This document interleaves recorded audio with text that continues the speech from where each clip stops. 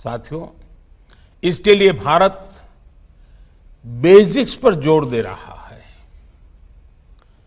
आप सभी से बेहतर ये कौन जानता है कि साइंटिफिक टेम्पर डेवलप करने के लिए बचपन से बेहतर समय क्या हो सकता है। आज भारत के एजुकेशन सिस्टम में स्ट्रक्चरल रिफॉर्म्स किए जा रहे हैं ताकि किताबी ज्ञान से आगे निकलकर स्पिरिट ऑफ इंक्वायरी को बढ़ावा मिले। 3 दशक के लंबे समय के बाद देश को नेशनल एजुकेशन पॉलिसी मिल चुकी है। इस पॉलिसी के एजुकेशन सेक्टर को फोकस ही बदल गया है। पहले आउटलेस पर फोकस था, अब आउटकम्स पर है। पहले टेक्स्ट बुक की पढ़ाई पर फोकस था, अब रिसर्च और एप्लीकेशन पर है। नई नेशनल एजुकेशन पॉलिसी एक ऐसा माहौल देश में बनाने पर भी फोकस कर रही है जिससे टॉप क्वालिटी टीचर्स का एक पूल देश में तैयार हो सके।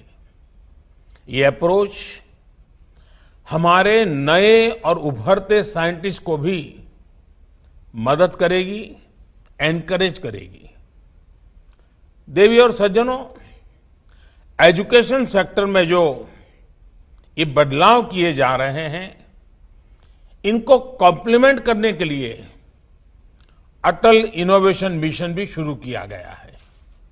ये मिशन इंक्वायरी को, एंटरप्राइज को, इनोवेशन को एक प्रकार से सेलिब्रेट करता है।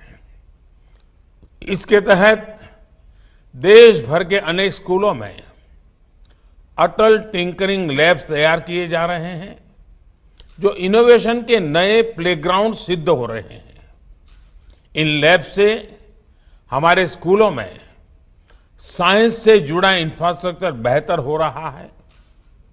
हायर एजुकेशन में अटल इंक्यूबेशन सेंटर तैयार किए जा रहे हैं ताकि देश में R&D से जुड़ा इकोसिस्टम तैयार हो।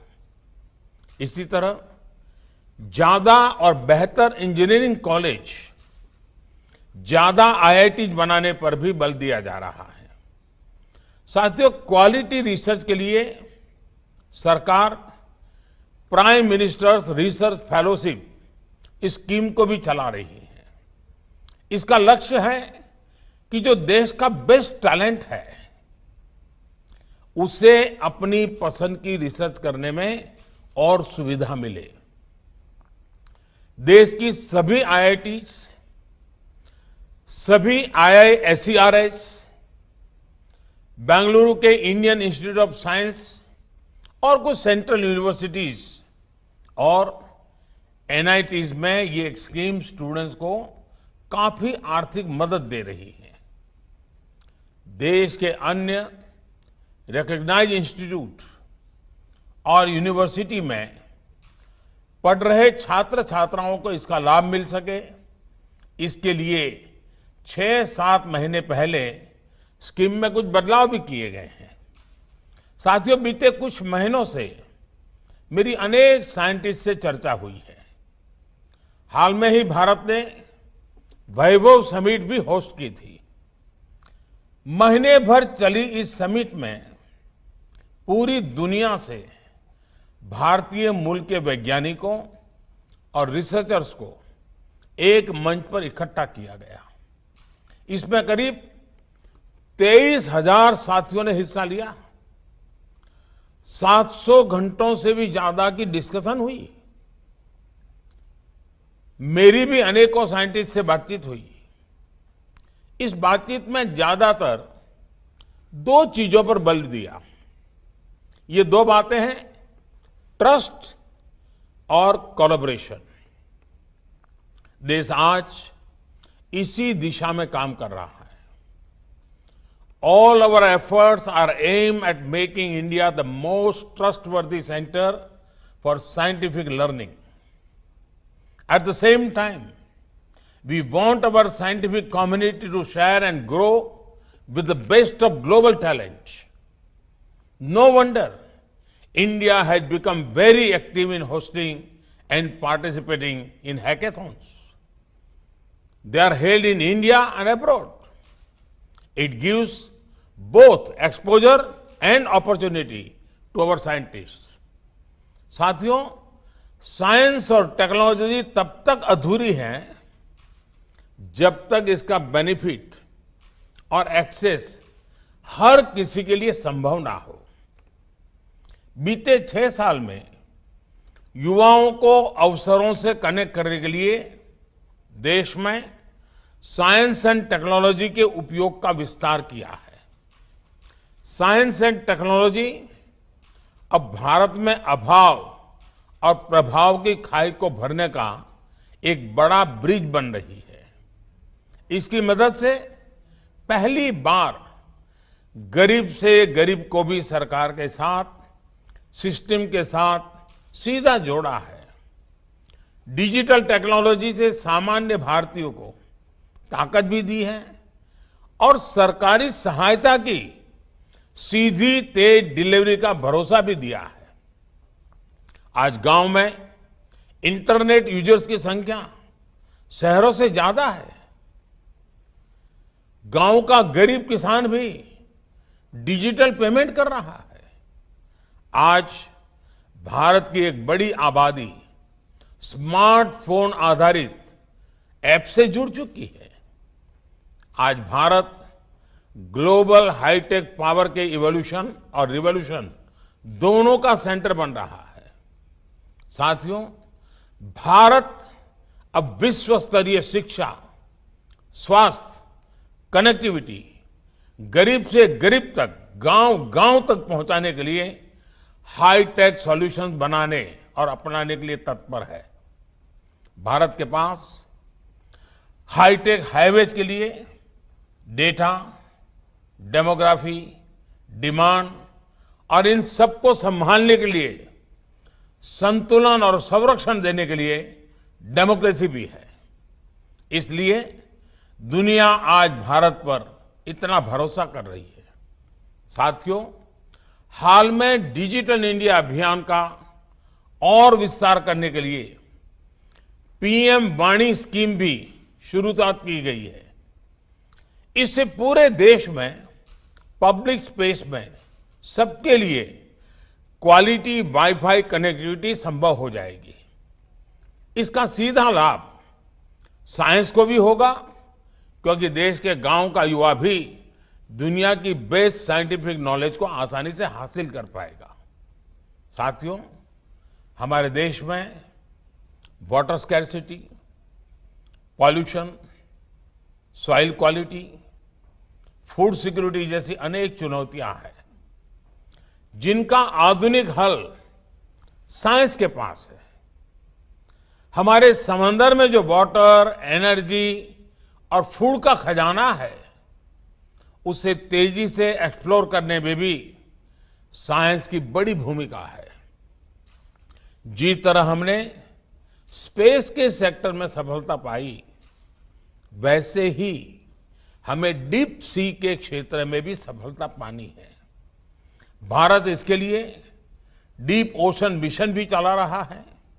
साथियों, साइंस जो कुछ हम नया हासिल कर रहे हैं, इसका लाभ हमें कॉमर्स में, व्यापार कारोबार में भी होगा। अब जैसे स्पेस सेक्टर के रिफॉर्म्स किए गए हैं, इससे हमें अपने युवाओं को, देश के प्राइवेट सेक्टर को भी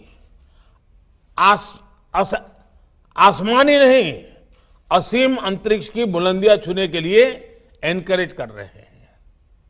जो नई प्रोडक्शन लिंक इंसेंटिव स्कीम है, इसमें भी साइंस और टेक्नोलॉजी से जुड़े सेक्टर्स पर फोकस रखा गया है।